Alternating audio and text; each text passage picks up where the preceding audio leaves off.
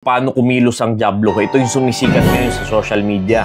Ginawa ng palabas si Satan at ang title ay Dear Satan. Malamang maraming mag-react dyan. Ang OA mo naman, ang KJ mo naman, parang palabas lang. Madalas pa naman dahilanan ng mga tao may napulot namang aral dito. Pero kung papanoorin yung buo yung trailer niyan, ay hindi yan yung Satan na dinidescribe ng Bible. Dahil kahit kailan ay hindi ka mamahalin ni Satan at wawasakin ka lang yan. Hindi ko po gusto ng gift. Ang gusto ko po, family. Tamang-tama, nag-ahanap ako ng pamilya. I will teach her my ways.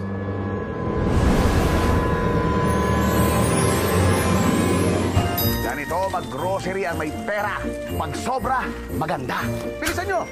Paano hindi kayo binibigyan ng pera? Pantry for all. Ipapamigay mo to? Ang dami po eh. Yuck. Pili ka kahit anong gusto mo.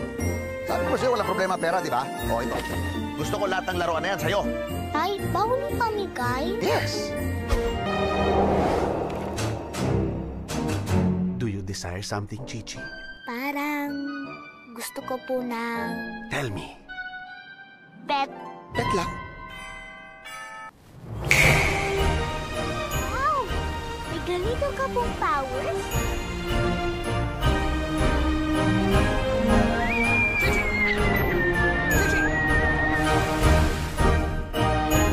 Pagod na po ako. So, happy ka na? Masasabihin po ako sa'yo. O, anong sabihin mo? Masaya ako po na nakasama po kita.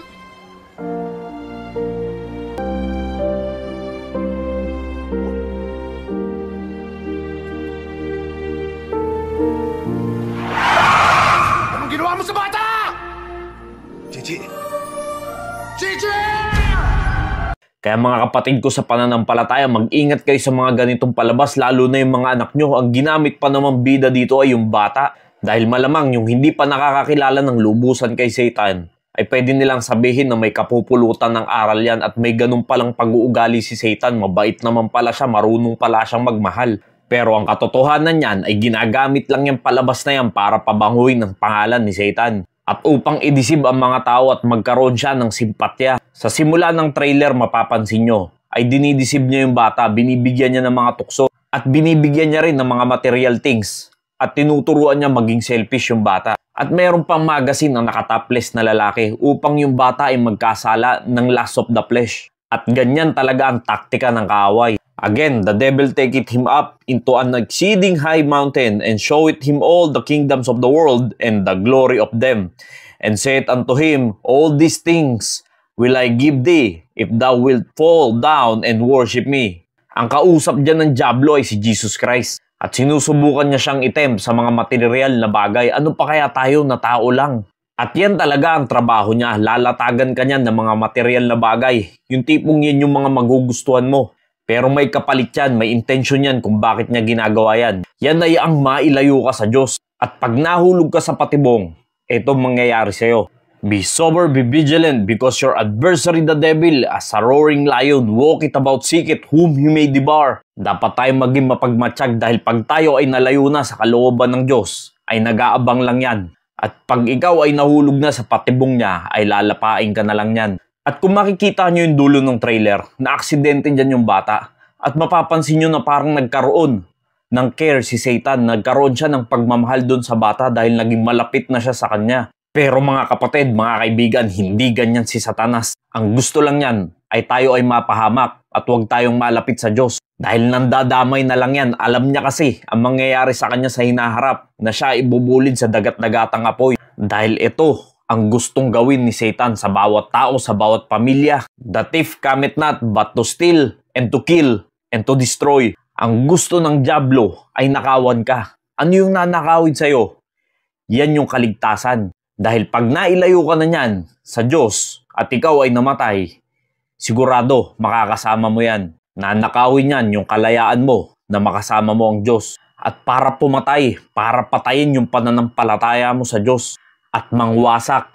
Ano yung winawasak ni Satan? Karamihan, mga pamilya, mga mag-asawa, pinaghihiwalay. Yan ang gusto ni Satanas. Puro kaguluhan. Walang matinong gustong gawin yan sa tao. Lest Satan should get an advantage of us, for we are not ignorant of his devices. Mga kapatid, pag tayo ay naging ignorante sa mga kaparaanan ng dyablo, siya ay magkakaroon ng advantage sa atin. Kaya dapat alam mo kung sino ang kaaway natin, kung kanino tayo nakikipagdigma araw-araw. For we wrestle not against flesh and blood, but against principalities, against powers, against the ruler of darkness of this world, against spiritual wickedness in high places. Yan ang battle natin araw-araw. Hindi sa laman, hindi sa dugo, kundi sa dyablo. Kaya kung bibigyan natin ng dyablo na makapenetrate sa atin, ay hindi talaga magiging maganda ang resulta niyan. Kaya dapat nalalaman natin yung mga ganitong bagay. Hindi tayo dapat inosente sa mga pakana ng dyablo. Neither give place to the devil. Dahil once na binigyan natin yan ng opening sa ating buhay, ay guguluhin lang talaga tayo niyan. Dahil hindi nagkakamali ang Bible. Ikaw ay lalapain lang yan. At ang gagawin niyan, to steal, to kill, and to destroy. Hindi ka mamahalin yan na tulad ng pinapakita ng palabas na ito. Dahil alam nyo, nakasulat na ang mangyayari kay Satan. At hanggang dulo, bago siya itapon sa dagat-dagatang apoy, ay nangdidisib pa rin siya ng mga tao. And when the 1,000 years are expired, Satan shall be loosed out of his prison, and shall go out to deceive the nation which are in the four quarters of the earth, Gog and Magog, to gather them together to battle, the number of whom is as the sand of the sea. Yan yung pagtapos ng millennium reign of Christ. At nakita nyo dyan sa verse na yan, yung kukunting panahon na lang na meron si Satan, ay ginamit niya pa, sinulit niya pa para i-deceive ang mga tao. Ganon katindi ang galit ng dyablo sa mga tao para idamay niya at mapunta sa dagat-dagatang apoy. Kaya mga kapatid, maging maingat at mapagsuri tayo sa mga bagay-bagay na nangyayari ngayon sa mundo dahil nalalapit na talaga ang pagbalik ng Panginoong Jesucristo.